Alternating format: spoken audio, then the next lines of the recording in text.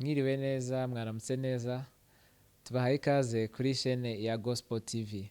Amazina yanjye banyita Ali Bosso, tuzajya tubana mu bihe bitandukanye na gahunda zitandukanye, aho tuzajya dutumira abashyitsi batandukanye, harimo abakozi b'Imana bakatuganiza ku ijambo ry'Imana, tugafatanya kwiga no kungurana ibitekerezo, ndetse tukagira n'umwanya utandukanye aho tuzajya dutumira abaramyi batandukanye, bakaza tukifatanya mu guhimbaza no kuramya umwami wacu Yesu.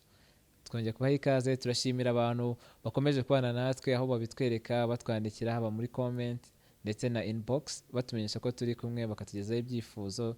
Imana ibahe umugisha. Hari umurongo wo muri Bibiliya mu Migani igice cya 8 umurongo wa 17 uravuga ngo nkunda abankunda kandi abanshakana umwete bazambona. Uko niko ijambo ry'Imana ritubwira ngo ikunda abayikunda ngo kandi abayishakana umwete bazayibona. Ndagira ngo dufatanye dushake Uwiteka. Uwiteka yiteguye kutugirira neza, Uwiteka yiteguye kudufasha, aradukunda.